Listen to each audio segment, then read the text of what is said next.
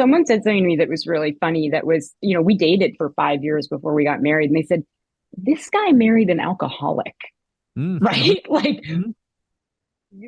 this guy thought it was perfectly fine to marry somebody who drank every day to Yeah, the point where they blacked out many nights a week.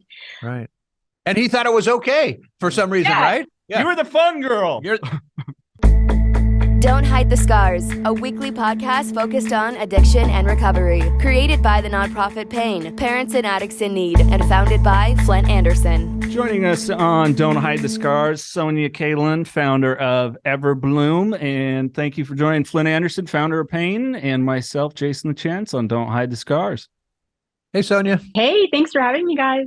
You Absolutely. bet. Before we start out, I do have to I do have to say this. I didn't say anything to him earlier, but I did notice, it's not that I didn't notice. I was saving this for right now. Okay. He did shave last week at some point. He's had this growth since I've known him. And this is this is this is a little weird. You know what? I love the face, buddy. Okay, because you got a little baby face going here, which I really like. Yeah. Well, I'm sorry to detract from you, Sonia. Here's the story. I went to just simply trim the beard, and I put the long length clipper on it and took off the whole mustache. And so I wasn't going to go Abe Lincoln. There's no freaking way. So I went to this, but I don't like it because I noticed my cheeks have gotten fatter as I've gotten older. So no, I prefer the beard to hide it. But thank you, Flindt. You're welcome. It makes you look younger. It makes you look younger when your cheeks are chubbier. Okay. Well, I think the beard makes me look young, but that's just me. Anyways, enough about me. We're here to talk about you, how you came about with Everblume. Let me ask you, and Flindt and I have been talking about this, Sonia. Do you think the stigma of addiction, have you seen a shift in it? Yeah, I think like with the pandemic, and all the like non-alcoholic alternatives, and then the whole idea of sober, curious, and gray area drinking, for sure, I think I've seen a shift with the stigma of addiction. I think that there's still a major stigma though with mental illness, right? Which I think they're usually sort of combined, but I think that I haven't seen a shift in as much. Yeah. So when you're talking about stigma usually implies, at least to me, that there's people out there going, oh, they're just drug addicts, or they're alcoholics. They can stop. Again, this, same old stuff. This isn't going to happen to my family. This isn't going to happen to me. We've done and I have to say this, because I'm usually not this complimentary. We all have done a pretty amazing job of the awareness piece, especially when it comes to fentanyl and opioids in general, and drinking as well, and other drug use.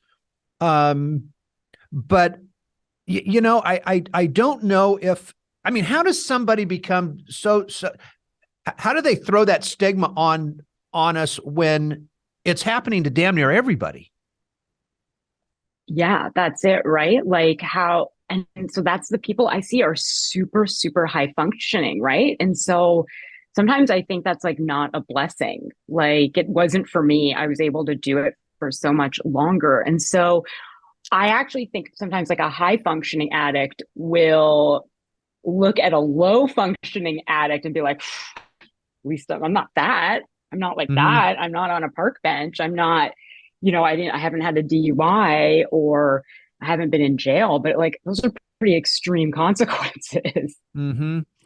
And again, because I'm out in the community a lot, and it's born and raised in Fresno. I can't swing a dead cat without somebody knowing. I don't mean this arrogantly, but I can't swing a dead cat without somebody knowing who I am or what I do. And I'm telling you, I'm just not seeing that past stigma. Oh shit, they're just a down and dirty drug addict. They're just a down and dirty alcoholic. I just don't see that anymore. And I know there's lots of organizations out there that are really kind of promoting that we need to change the stigma about addiction. And I understand that to a certain degree, But now I am also, because I do own a treatment facility, I own a detox and residential treatment facility. I believe we have to start spending most of our time now on how do we help combat the issue, because there's not a cure, a cure for it, but how do we fix the treatment industry? How do we get this thing going to where we can actually help somebody instead of just promoting the awareness piece and the rest of it about how we're going to change everybody's opinion on stigma? Why aren't we getting to the bottom of everything here and actually fixing the treatment industry? Yeah. I mean, do you think that there's a stigma attached to like the 12 steps and like Alcoholics Anonymous, Narcotics Anonymous? Do you think like that might be part of the stigma? And then, because I know a lot of people I see were like, I would never go to AA. I could never do that. And so that for them is stigmatized. Right. There has always been a stigma against AA and 12 steps and anything faith-based. I would say that's the reason, that last word you used right there. The faith, the faith thing a lot of people have because they attach faith to organized religion, which are two, faith and religion are such separate things. Correct.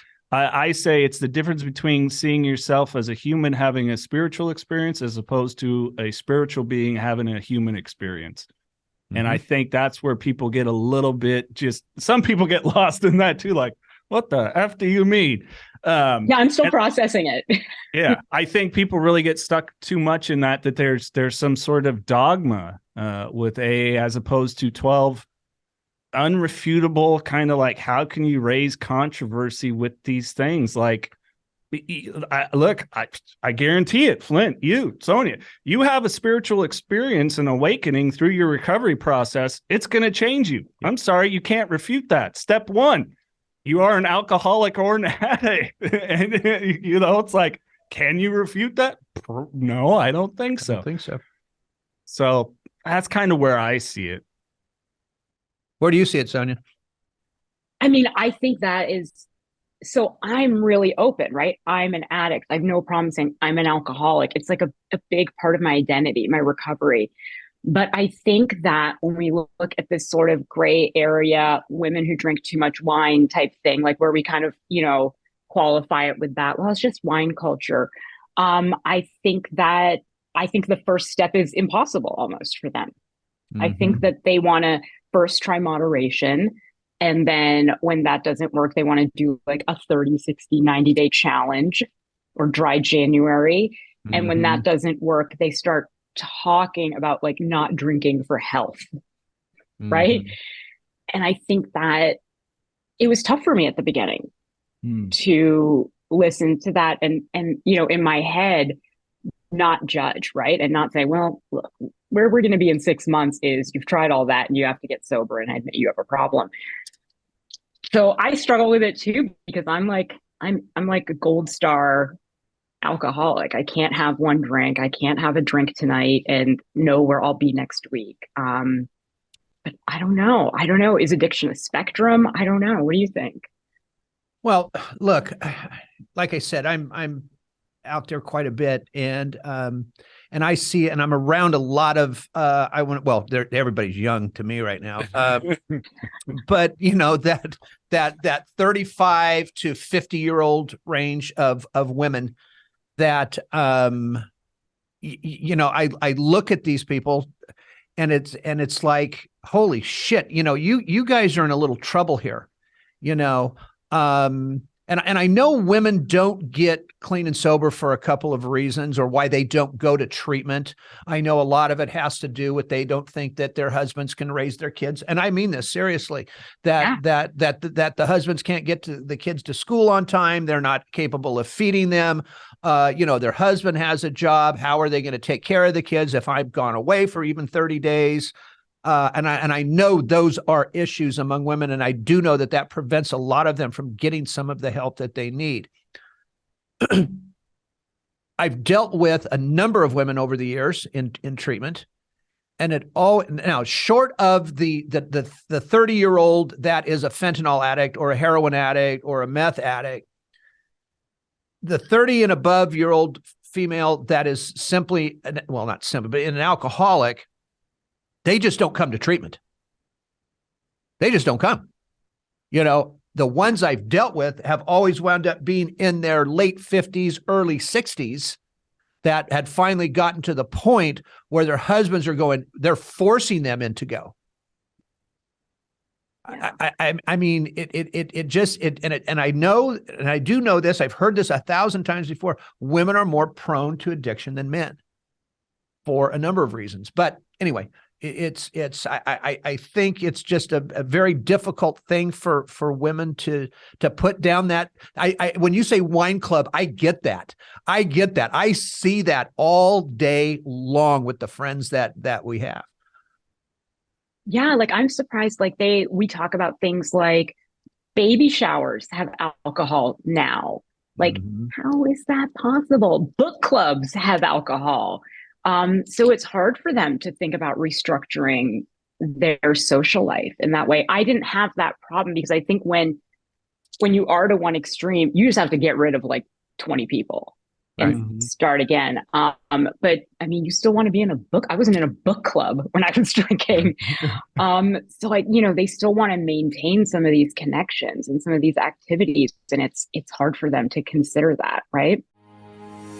New Perceptions North, the premier drug and alcohol treatment and recovery center in Central California. A full continuum of medically supervised, top-quality care with programs for detox, inpatient residential treatment with dual diagnosis, intensive outpatient treatment, sober living, support groups, and more. With 50-plus years of combined experience and sobriety, Flindt Andersen and Thelma Gatlin Wilson provide adult men and women with the highest caliber of professional health care, treating each client with compassion and respect, and a safe, comfortable environment. To begin the process of recovery, to proudly create and sustain a life without addiction, call 559-978-1507 or visit newperceptionsnorth.com. Well, let me ask you too, because I would consider you in that high achiever class for sure, which there's a lot of us addicts that are that way. But you, orthodontist, you were thriving, you had 7 offices. Yeah. I can't even fathom how you could just disappear. And yet, you know what? I think about back to my radio career and I'm like, yeah, okay. I disappeared. I'm working from home today, guys, whatever it was, Yeah. How did you even maintain that facade for so long? And then if you don't mind sharing, what was the moment? It's like, this has got to change. Yeah. I mean, I think I'd had a problem for a while before I started daily drinking. I had a binge drinking problem the whole time I was in school becoming an orthodontist, but it wasn't interfering with anything. I would have exams and then I would binge drink for a week and then I'd be back to normal for a few weeks. But yeah, when I started working and I started a business, I think that there was part of like a mental health issue I had not been addressing that was significantly triggered by working that hard and having that much pressure and having that size of a business. And so something definitely triggered a type of anxiety that I didn't know how to deal with, except for with alcohol or drugs. And so as the business got even more successful, I got worse. I was suicidal. I was drinking more. I couldn't sleep. So I would drink, I'd go to sleep for a couple of hours, and then I'd be up and I would work from like 3 a.m. to 6 a.m. On like paperwork. And so, yeah, I think that I knew, like that whole time I knew, but there was, again, like exactly what you're saying about women seeking treatment. What was I going to do? Say, I need 2 weeks off? Like I hadn't taken more than I didn't even take a day off. I can't even remember when I had taken a day off. And so I remember saying something to my husband at the time saying, I'm not okay. I think I need to go somewhere. And him very clearly being like, you can't do that. Yeah. You better just get yourself together because you cannot do that. And I never really said, I think I have a drinking problem. But it was just the combination, right? Like the combination, I have a really severe anxiety. I'm using alcohol for it. And so, yeah, I was really high functioning for a really long time. And I got so lucky that we got the opportunity to sell the business. And so it was literally like, it's like winning the lottery for me. But I knew I had never in, 37, 38 years had that much time on my hands. And so we sold the business, and then we stayed there. And so I had a regular 9 to 5 job with the company that we sold to. And then I could start drinking at 5 o'clock instead of at 8 o'clock. And it scared me. And I think when you hit like your late 30s too, I don't know, the whole thing scared me. I was starting to black out almost every night, drinking the same amount I'd always been drinking. And so I think I was sick and tired of being sick and tired. I was hungover all the time. And so I'd been thinking about it. So we sold the business. A few months later, I was like, this is probably a good time. Stress is gone. I have time to seek like mental health treatment. I have all the resources now. There's no excuse. And so I just like slowly kept like kind of picking at it in my head, right? Until I just picking at it until kind of like the scab came off. And I was just out to lunch with a friend of mine, and I had blacked out pretty significantly the night before, a huge bruise on my leg. I was so sick. Like I was seeing like black spots, and the waiter came over and was like, "Do you want a mimosa?" And I was like, "I don't think so, sir. Not today. Not today, sir." And then I just, I said, "Okay, I'm going to go home after lunch and I'm not going to drink." And I did. And then I said, "I'm going to make dinner and I'm not going to drink." And I did. And then the next day, same thing, not going to drink. And then, by like 8 o'clock, I was just like crawling out of my body. Right. And I just did it. I like fixed stuff around the house. I have a collection of wreaths from that time that you would not believe. I mean, everything and anything I could find to do that I had like an interest in, I did. But for many months, I was crawling out of my skin during those hours, right? Of like 7 to 10 o'clock. Mm-hmm. Yeah. Wow. Did you ever, I'm always fascinated by the dental industry, and I really am, because, I've got some friends of mine that are dentists and oral surgeons, and we do know, or at least we've read and we hear about how high the addiction rate is among dentists. The fact that they do have a tendency to just prescribe like there's no tomorrow. Maybe, I mean, I'm sure it's getting a little bit better now just because of what's happened the last 3 or 4 years. But were you ever tempted to dive into that realm? No, luckily as an orthodontist, I didn't even bother getting a DEA license. Okay. So because I don't prescribe anything. And so I could have gotten one, but I just was like, no, I'm not going to do it. It's too much liability. So I was super lucky. I mean, I'm pretty sure, and we didn't have nitrous in the office either for that same reason. And so I don't know what I would have done if there was nitrous in the office. I know some friends of mine who do have nitrous in their office, and I don't know what they do with it, but yeah. Sure. Yeah. Interesting. Is also, did you get, when you were in dental school, did you get any education on substance abuse? None. And no education on how to run a business either. Right. So, that's pretty standard. Yeah, but zero information about substance abuse. Like maybe there was a special lecture from somebody, maybe, but I don't remember it for sure. Yeah, I've heard the same thing from the dental industry. I've got a personal friend of mine who's a dentist in another city here in California, and he happened to lose his son to a fentanyl overdose about 4 years ago. And I'll tell you what, his prescribing methods are literally none at this point. If he can get away with prescribing nothing, he does. Yeah, I mean, I don't know when it became, normal to prescribe an opioid for, routine dental surgery.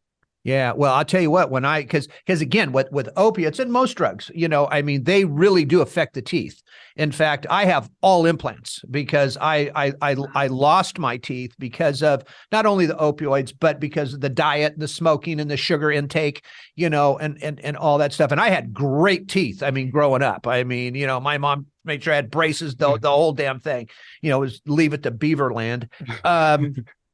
And wound up losing every tooth, and got all implants. And of course, at that point they have to prescribe you something when they pull all your teeth in one day, and that wasn't good. But I mean, I can't tell you how many times I went to the dentist and I just worked those dentists to the point of they just gave me anything I wanted. Yeah, I mean, I've heard that. I actually had a tooth pulled on purpose one time from this crook dentist that was downtown Fresno. Yeah, I picked one that was way in the back, and I paid him a little bit extra to pull the tooth so I could get my opiates for the day. I forgot about that one. Wow. After you got sober, did you have any dental surgery, and did you use what happened? Yeah, in fact, this is the story. I had my first speaking engagement in 2008, and the night before, my teeth were a mess at that point, and a tooth, not the front ones, but one off to the side, just fell out, and I had to go speak in front of this group the following night. And I went over to my buddy's house, and he goes, "Now you look fine," and I got this hole in my mouth. And so I go and I do the presentation, and everything was fine. But he called me the next day and he goes, "Are you happy with your dentist?" And I go, "I don't know." We're trying to piecemeal this thing together, and he goes, "Well, you're not going to him anymore. You're going to mine. You have an appointment Monday morning at 10 a.m. You're getting all new teeth. Goodbye." And he paid for the whole thing. And yes, I did have to take some pain meds for that, but we always have a plan on if I have to have a surgery. I've had 30 of them, 30 plus in my entire life. So there's always a plan when that next surgery is coming. The doctors all know, the dentist all know. And it works out just fine every time. Wow, that's amazing. Yeah. I know now, like when I do see like my friends have dental surgery, they get 4 like Vicodin now. Like they're not giving you a bottle of Vicodin anymore. Yeah. Exactly. Yeah. And that's perfectly fine. It's always for that first 24, 48 hours. After that, to me, that's a healing pain, and the healing pain is going to go away. It's not like initially snapping your leg in half, and the pain's never going to end. Right. I mean, there's different kinds of pain. So. If you or a loved one is struggling with addiction, please call Parents and Addicts in Need at 559-579-1551 or check us out online at painnonprofit.org. Follow us on social media at Pain Nonprofit. Please subscribe to the podcast and share with others wherever you get podcasts and on YouTube.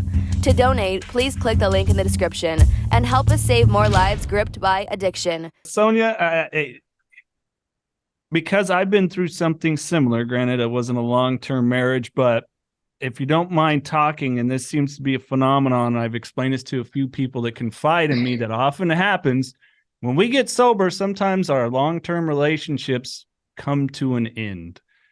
Do you mind touching on that a bit? And then, it did lead to some inspiration for you, though. It did, yeah. So, my ex-husband, now, we've been together since dental school. We both did our orthodontics residencies. We started a business together, grew a successful business, sold a successful business, and then we're sort of onto this next chapter. And for me, the next chapter was the sober chapter, right? It was the like recovery, not just sober, like recovery chapter, like getting more into recovery, writing about it, talking about it, creating images about it. And he really couldn't find his footing after we sold the business. He was getting pretty deep into crypto, and he just wasn't happy. And so I just kind of kept doing what I was doing. And I knew deep down that he was embarrassed with the word sober. I knew, like, when we would go out to dinner with like new friends, especially, and I didn't order a drink, that he would sort of jump in before I could say I was sober and say, "Oh, Sonia doesn't drink," instead of me saying, "Oh, I've been sober for however many years." So yeah, I mean, I changed a lot, right? During those.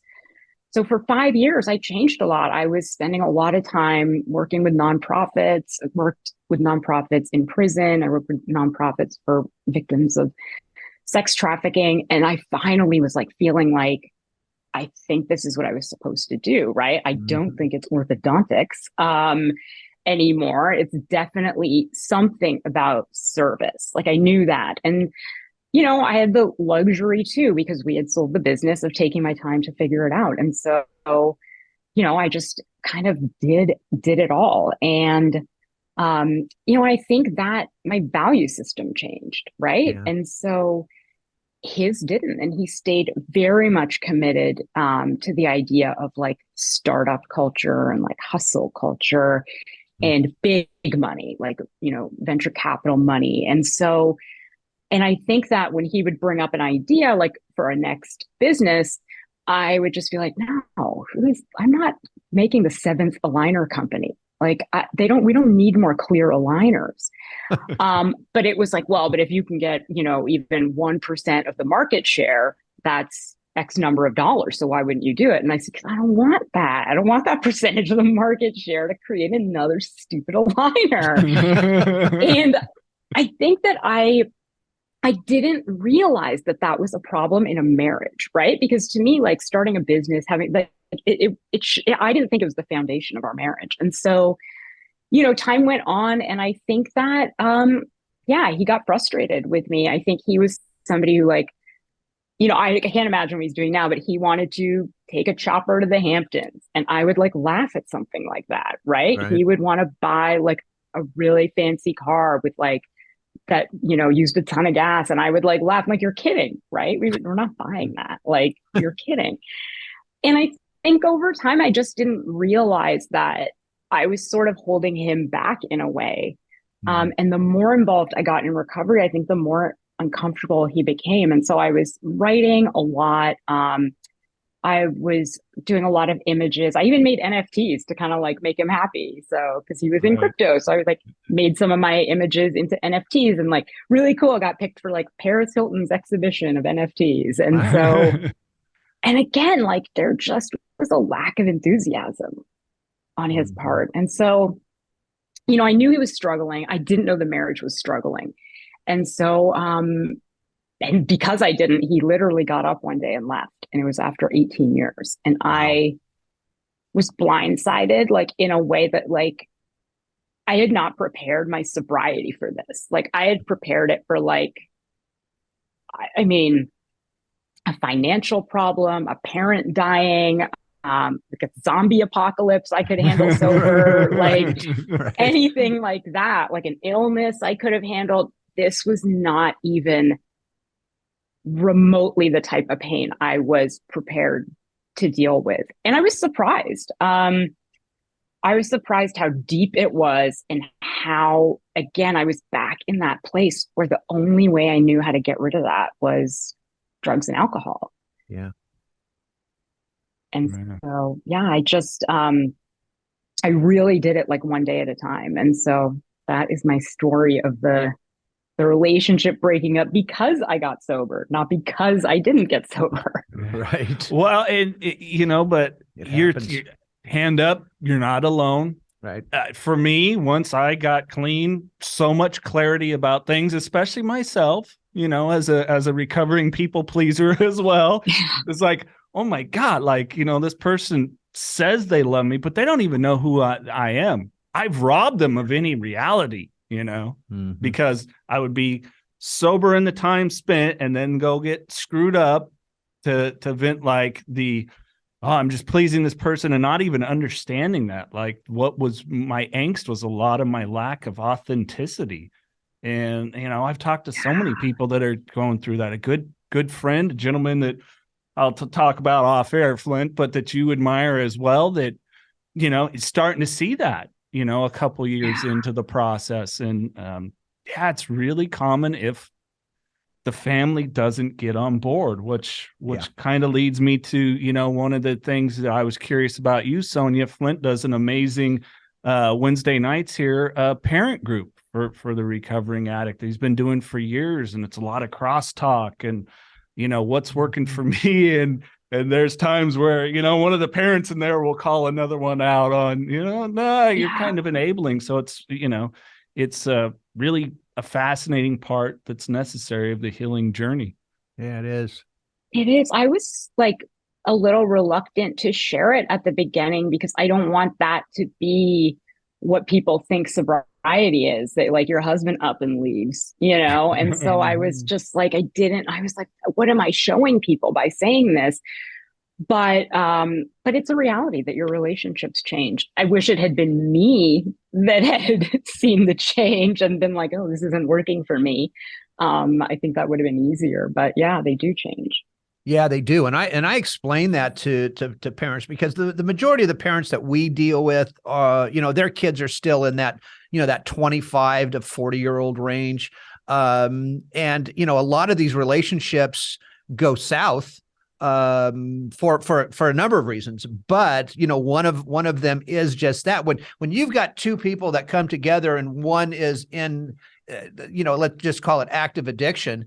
And, you know, and they haven't reached that point yet where, you know, they're emptying their bank account every weekend and, you know, doing those kinds of things.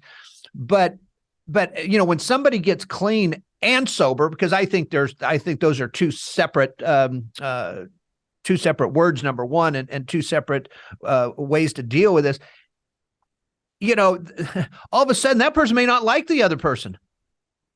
Simply because they didn't see the real person when they started dating. Let me tell you something. I don't give a shit who you are. All right. When you're dating, you are on your best behavior, whether you're a drug addict or not. You know, nobody sees that true side.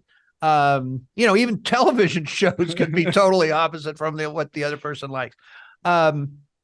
But again, and that can be and is a big trigger, you know, for the person that's either starting their recovery or, you know, is freshly new in it, and that relationship goes to hell.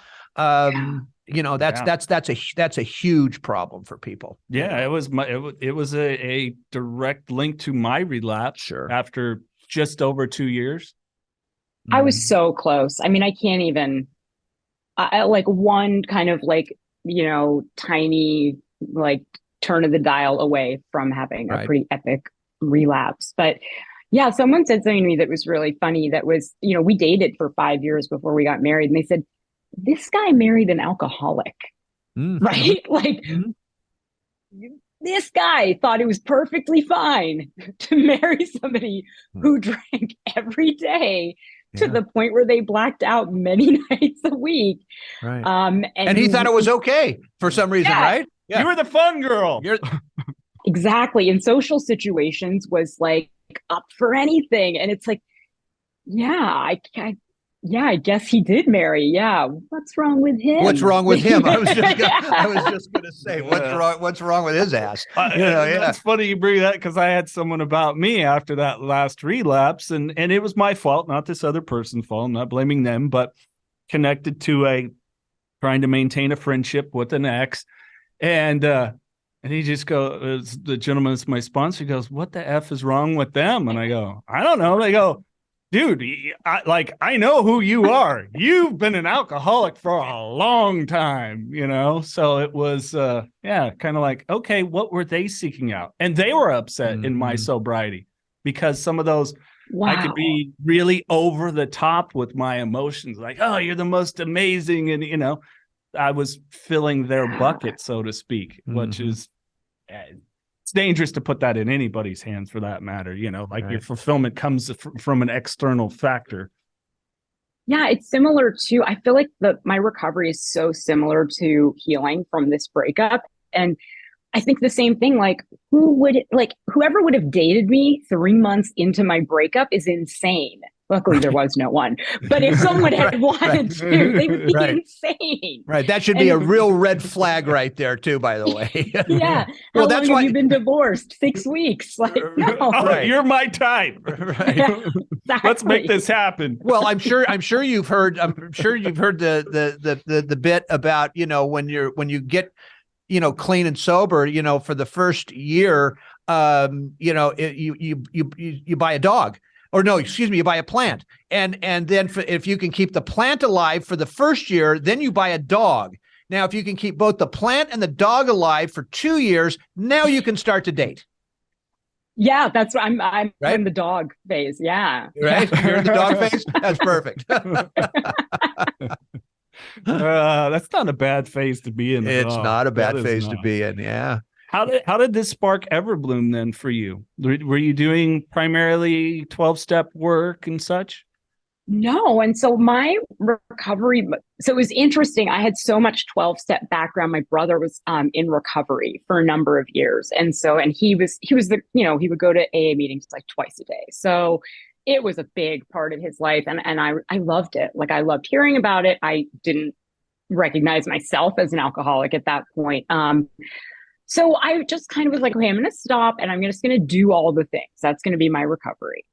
And then about a year into my recovery, he relapsed after 10 years.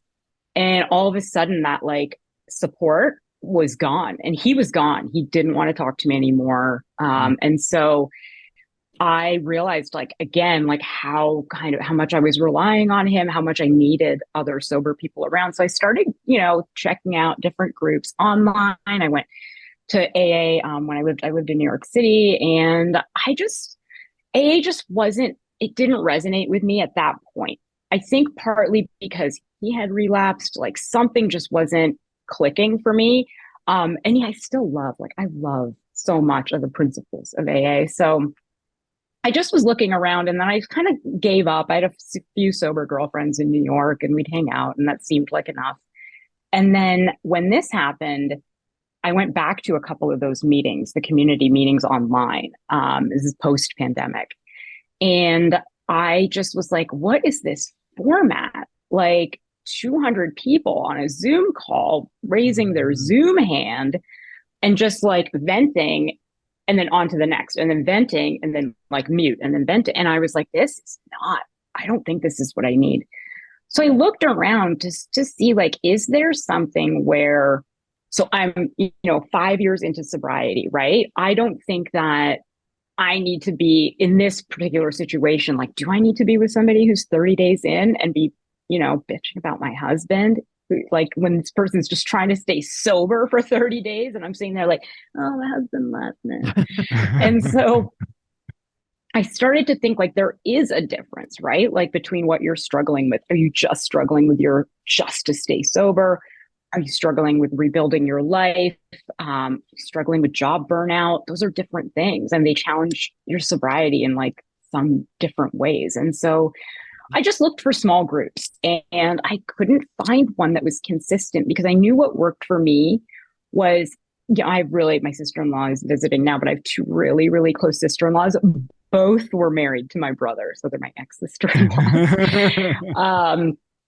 And what was comforting was, like, I would, call them and I'd say, oh, guess what? I ate a salad today. And they'd be like, yeah, good job. Because they knew I hadn't been eating, or I had just eaten like tater tots for a week. And so that consistency and like history was what mattered. Right. So that they knew, like, last week I didn't eat a salad this week. And so I thought, I want to see the same people. I don't want to see a new group of people every week. I want people to know me and to know those like tiny, like smaller details about my life. Like, they'll know, like, I don't have to say every time my husband cheated on me. I don't want to have to say that every day or week and like explain again why I'm such a disaster. And so, I just was like, I think there might be a void here, but I'm certainly in no place emotionally to start a business. And so I just kind of like tinkered with it for a couple of months and said, okay, like, what would it look like? And I thought, okay, so I know that, so I'm introverted. And I find a lot of people when they get sober realize how introverted they are. Mm-hmm. And so I thought, there's a lot of people that are not comfortable with that format. Like these are all sober people. So not everyone wants that format. And so I thought, maybe max like 12, 13, 14 people. And they have something in common. And so, I think really super important is like the first 6 months. That should be its own group. And then, someone like me, like rebuilding your life, that should be its own group. And I just kind of kept going from there. And it just started to kind of like form. And I thought this would be amazing. Like, it's kind of like if it was like, let's say a piggy bank, right? And when I was doing better, like I had good days, I had good weeks, and I would like deposit, right? And then when I would have a bad week, I can like make a withdrawal, right? So, and I really, really needed the conversation. I needed the back and forth. Even if someone's giving bad advice, I needed something. Mm-hmm. Mm-hmm. Yeah. And and that's one of the things about when I came to work here with Flindt is that I love what he does and has been doing well over a decade is that crosstalk. I'm like you, I need it. And I participate still in AA, and I still participate, celebrate recovery. And those are things that I get something out of. And I get that newcomers get something out of my shares. But for me, the most valuable time is when that meeting ends and someone comes up and goes, wow, you really work your recovery. What are some tools? What are some tips? And that's that dialogue. Like I thrive in that, like it, and that's one of the brilliant things that Flint's done for a long time. Yeah. When I started these 15 years ago, it was just that, look, I'm a big fan of Al-Anon. I'm a big fan of all those groups because obviously they've been around a long time. They've helped certain people. But, I can't tell you how many parents and family members have come over not to the dark side anymore. They come over to us, to the light, and no, where we literally have conversation on Wednesday nights. And I'll tell you what, there are times when it's tough, it's hard, but it's honest. It's to the point, because to sit around and have one person tell their story and the next person, people get burned out on that quickly. They really do. And again, I'm one of those guys that I can't keep my mouth shut over anything. So there's right. So there's not going to be any of that horse shit. There's strictly going to be telling the truth here. And I'll tell parents when they come, and I say it nicely, but look, there may be some things here you don't like what I have to say, and that's okay. It's okay for you not to like it, but I'm the addict in the room. You're not. I know what your loved one is capable of and not capable of doing in their addiction. You know your child or your loved one better than I do. In fact, most of them I've never even met, but I know the addict better than you. Period. Yes. Case closed. Yes.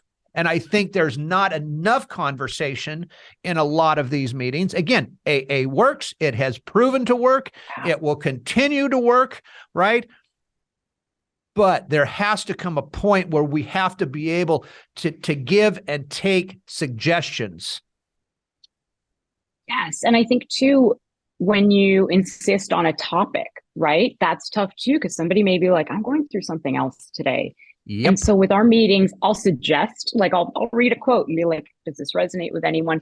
But really, if Linda wants to talk about her brother getting out of the hospital, we can talk about that, Linda. Like, we can do that. It's important to Linda. Yeah. It's important. I think a lot of times in recovery, we don't consider what is important to the other person. Yeah. And that we have to be conscious of. We have to be aware of that. And even if we don't have the answer for them, it's that good listening ear with good advice coming back to them that I think really matters here. Yeah. The biggest thing they give each other in the meetings is tools. That is like, I feel like 90% of what the conversation ultimately boils down to is tools. Yeah. Mm-hmm. Well, and for me, something like that, like if you and I are in one of these formats of meetings, like on Everblume or something, and you brought up, well, the fact about your brother, I go, Wow, wait, Sonia, does addiction run in your family? Gosh, it runs in mine, generational, and boy, the traumas. And then you can get like a dialogue, a camaraderie, and a connection with someone else that just reminds you even more you're not alone. And I love the topics. Again, I'm a 12-step guy. I'm an AA guy. It works for me. But that kind of camaraderie, it's necessary for that growth process, because then you can either in that group or sidebar, like, oh, hey, what was it for you? What has it made you feel? Oh, you went through sexual trauma too. Oh, Yes. how did you deal with So I think it's just, I think we have to encourage people beyond the newcomer, like reaching out to them, like, are you hitting kind of a glass ceiling here? Okay, we need to step you beyond that. And I think those are great ways. And it happens, and I see it with you, with the parents that you talk to, is, some of them come from completely lost to, I've kind of hit this. What's the next thing? And as you say, Flindt, he might go, yeah, you're the codependent in this. It's not your wife, or it's not your husband. It's you. You're the enabler. And sometimes we need to hear those things. Absolutely. Hey, I wanted to ask you, do you do Zoom for your meetings? They're all Zoom. And so that was important to me too, because when the breakup happened, I was in New York, and then I moved to rural Pennsylvania. And all of a sudden it was like, if I was to go to AA, that would be a very different demographic here. That probably I wouldn't fit in as much with, but also, and then I was going to Toronto to visit my family. And then I went to Costa Rica for a heart healing trip. And and it would be nice for people, like, not everyone's life is even able now to accommodate like a meeting in person all the time. And so I do see the benefit of it, but I also think we're not the only option. Like, we're not incompatible with in-person meetings. Like, if you go to in-person meetings, you can still come to our meetings. Yeah. Right. Yeah. I'd actually like to maybe come on, just if you could send me the link, I'd like to come on one time and just check it out. Yeah, for sure. I mean, right now we're women. We have only. Oh, it's women only groups. That's okay. We have so far, but we will plan on adding men's groups at some point. When you do, send Jason the link, and I'd like to get on that for a bit. Okay. We'll jump in. Perfect. Sonia, if people want to know more about Everblume, throw out the links, and we'll make sure to put them in the podcast description. Yeah, we're joineverblume.com, and either we're Join Everblume or Everblume on every social media platform. Awesome. Perfect. This has been a real pleasure. It has. Thank you very much. You. Yeah. Hey, good. You know what? You're doing great. I love it. You got 5 years now? 6. 6? Wow. Nice. That's cool. Right? Yeah. That's cool. Yeah. Great. Keep it going. You look great. You sound great. You're doing great. I mean, I love it when people are doing well in this, because, we're out there and we're letting people know that this does work, that sobriety is possible. Yeah. And it's not boring, and it's not boring. What do you do? It's like, what do you do on the weekends? Like, I got plenty to do. like everything. I do everything on the weekends, right? Exactly. Sonia, thank you so much. We really appreciate it. Thanks, guys. If you or a loved one is struggling with addiction, please call Parents and Addicts in Need at 559-579-1551 or check us out online at painnonprofit.org. Follow us on social media at Pain Nonprofit. Please subscribe to the podcast and share with others wherever you get podcasts and on YouTube. To donate, please click the link in the description and help us save more lives gripped by addiction.